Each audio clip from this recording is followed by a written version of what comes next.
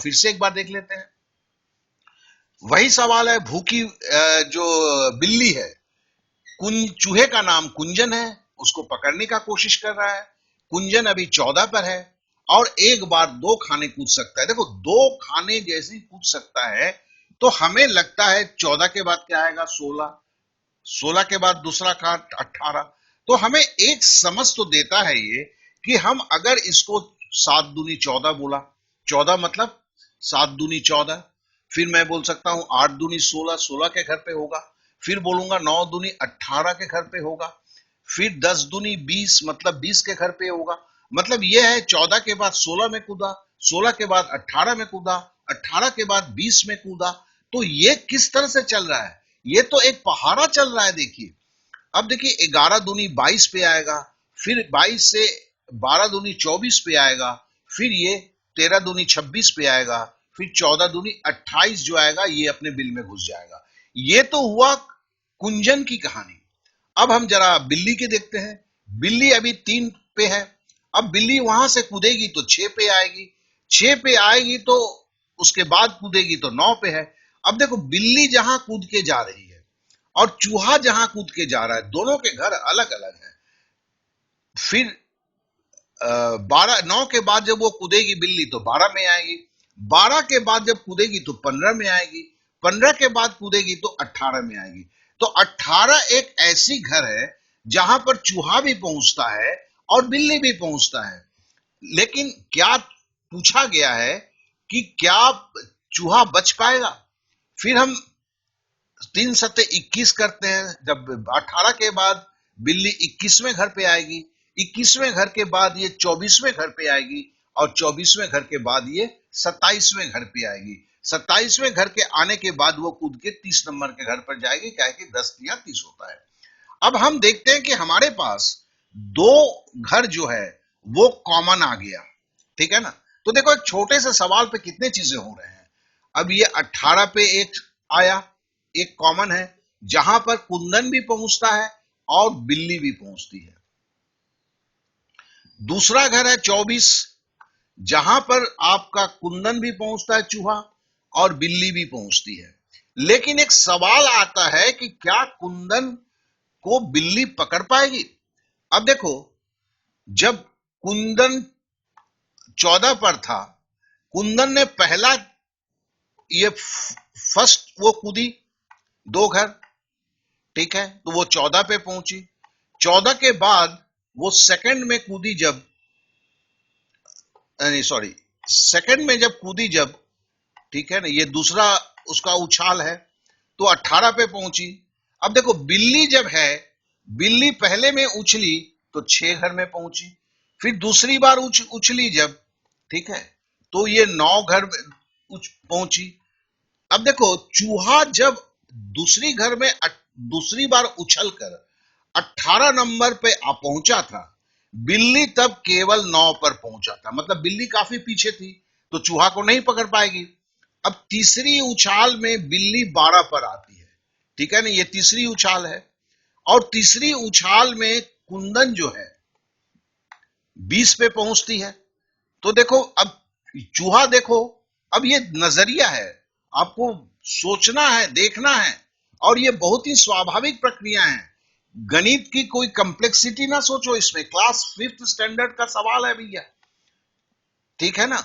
और एनसीईआरटी एक देश के सबसे बड़े शिक्षाविदों का समूह होता है जिनको आप चैलेंज नहीं कर सकते। वो कोई मूर्ख नहीं है, वो हमारे आप जैसे 100 टीचर के बराबर होते हैं। तो वो जब ये बोलते हैं कि क्लास 5th में इतनी सोच डेवलप हो जाना चाहिए, तो सही में हो जाना चाहिए। और इनकी जो सोच है उसे आप कभी भी चैलेंज नहीं कर सकते हो। तो देखो तीसरी में कुंदन जो है 20 पे पहुंच रही है और बिल्ली जो है आपके 12 पर पहुंच रही है। अब हम चौथा वो लगाती है। चौथे जब उछाल मारती है तो कुंदन 22 पे पहुंचता है। बिल्ली जब चौथा लगाता है तो वो कहां पे पहुंचता है, 15 में, ठीक है ना।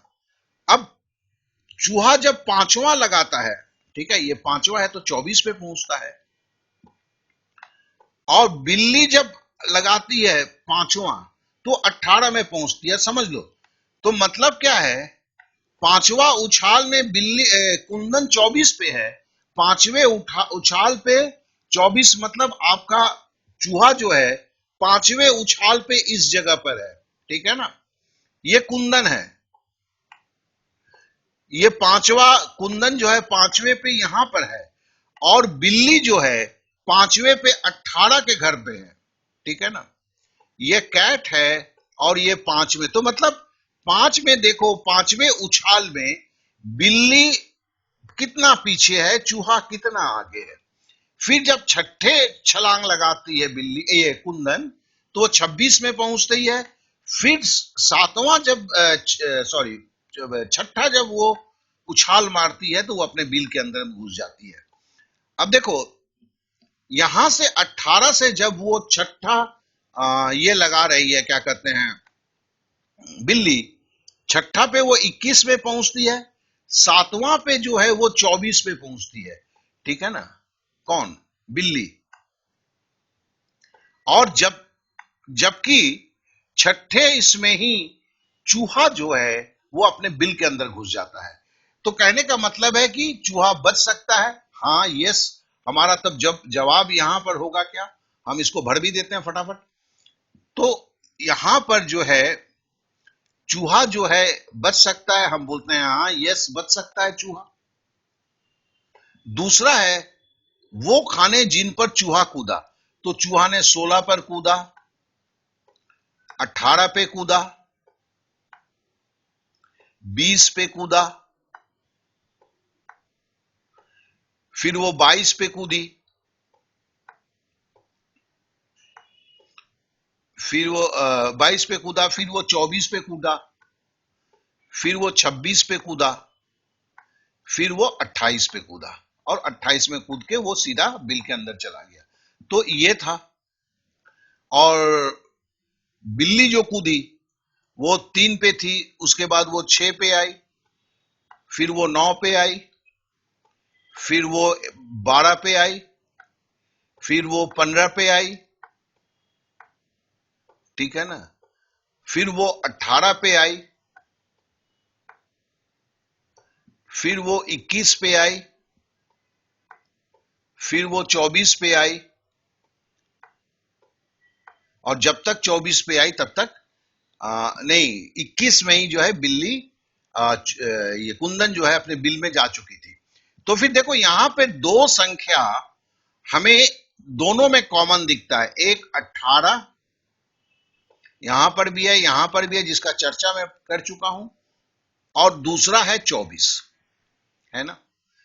लेकिन जब हम वास्तविक रूप से, तो पहले अगर हम दोनों का कॉमन देख के हम बोल देते हैं कि नहीं भाई बीच कुंदन को बिल्ली पकड़ लेगी, तो वो गलत हो जाता है, क्योंकि हमें लॉजिकली ये सोचना है। और ये लॉजिक कोई गणित की बहुत बड़ी लॉजिक नहीं है। ये सामान्य अवस्था में अगर हमें कोई पहेली भी दिया जाता है तो हम इसकी समाधान इसी तरह सोच कर करते हैं। तो इन चीजों को बताने का और दिखाने का जो मेरा क्या कहते हैं, जो था, वो ये है कि मैं आपको ये बताना चाह रहा हूं कि गणित की जो हम हकीकत में जो बोलते हैं कि हमारी कमजोरी है, तो मैं चाहता हूं कि इसको वैसे करके समझाऊं कि ये हकीकत में जो कमजोरी है वो होती कैसी है।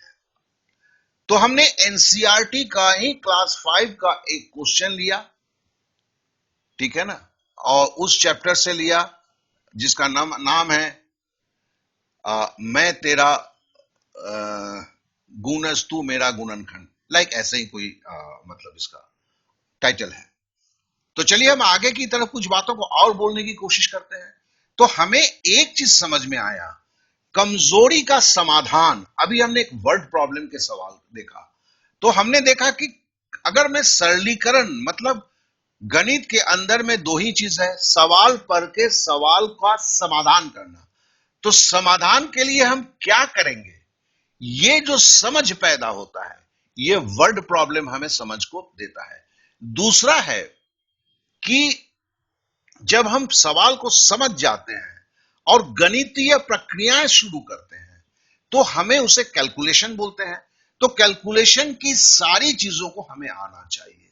तो कमजोरी का समाधान जो है केवल दो चीजों से हो सकता है। सरलीकरण, मतलब कैलकुलेशन को सीख लेना, हर कैलकुलेशन से जुड़े तथ्य को समझ लेना, जैसे दशमलव का जोड़ घटाओ गुना भाग, भिन्न का जोड़ घटाओ गुना भाग, ये सारी प्रक्रियाओं को समझना, लंबी भाग देना, दशमलव के संख्या से दशमलव के संख्या को भाग देना, काटना, मतलब सरलीकरण, सरलीकृत रूप करना। लेकिन देखो, एनसीईआरटी मैंने बोला ना, इस देश का सबसे बड़ी शैक्षणिक संस्था है, और वो क्लास 5 में, जबकि इन सारे सवालों को समाधान करने के लिए जो है यहां पर खाली कंसेप्ट बिल्ड कर रहा है। गुणज क्या है, गुणनखंड क्या है, साझा गुणज क्या है, इन बातों पे कंसेप्ट पैदा करता है, समाधान नहीं दिखता है। जबकि हमारे टीचर, मैं यही बताना चाहता हूं कि हमारे टीचर जो हम लोग हैं, हम लोग पहले क्या करते हैं, वर्ड प्रॉब्लम को नहीं लेते हैं, सरलीकरण को दिखाने की कोशिश करते हैं।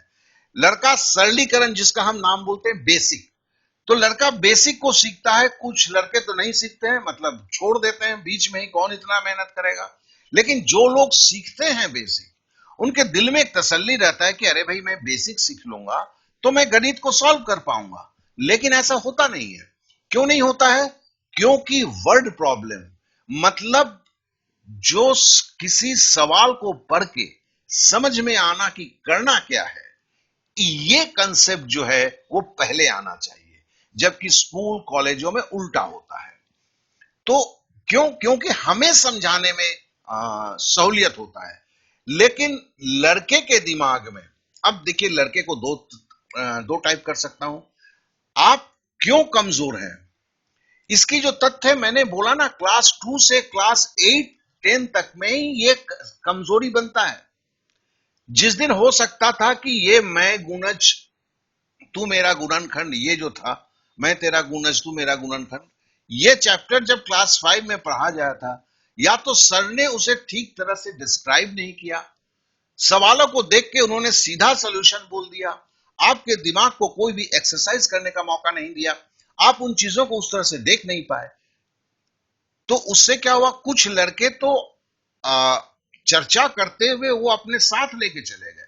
लेकिन आप जैसे कुछ लोग हैं, चूंकि उस पर ज्यादा ध्यान नहीं दिया, तो वो आपके कमजोरी का साधन बना। और वो कमजोरी जो है, कल एक ही नहीं है, ऐसे बहुत सारे 60 मुद्दे हैं। इन 60 मुद्दों में हो सकता है कि 30 मुद्दे, 35 मुद्दे के चलते आपकी कमजोरी जो है एक भयावह रूप ले लिया।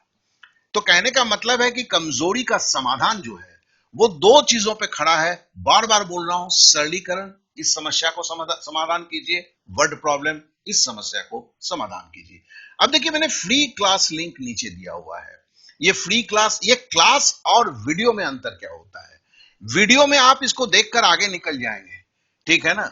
और जब आप क्लास की बात करते हैं तो सर क्या करते हैं, हर जगह होता है, आप वीडियो देखने के बाद कुछ प्रैक्टिस करते हैं, जो प्रैक्टिस में आप अपने दिमाग का इस्तेमाल करते हैं, और सही कर रहे हैं या गलत कर रहे हैं उसके उत्तर से मिलाते हैं, अपनी लॉजिक खड़ा करते हैं। तो समझ लीजिएगा, मैं बार बार बोलता हूं कि वीडियो देखकर गणित कभी सीखा नहीं जा सकता है। वीडियो देखकर अगर गणित सीखना है तो उसकी जो है तरीके अलग होते हैं, जो तरीके आप लोग अपना के करते हैं। और अभी तो मैंने देखा है कि बच्चों को 2x 3x की स्पीड में चलाते हैं कि भाई 15 मिनट की वीडियो को मैं 5 मिनट में समझ लूं। होता कुछ नहीं है। जो टीचर इसको अच्छी तरह आपके दिमाग में डालने की कोशिश करते हैं, आप उसको 2x 3x की स्पीड में उसे बर्बाद कर देते हैं। तो क्या होता है, आप 2 घंटे तक ढूंढते हैं, लेकिन चीजें आपके पास आई थी, आपको पता ही नहीं चला कि वो चीज कब आई कब निकल गई। आप तो सुपर स्पीड में चीजों को देख रहे हैं। तो यहां से भी प्रॉब्लम शुरू होता है, आप अपने प्रॉब्लम को सॉल्व नहीं कर पा रहे हैं। अब जरा थोड़ा सा इसको और हम देखते हैं, आगे की तरफ चलिए। अब एक सवाल, नए सवाल पे आते हैं। अनु के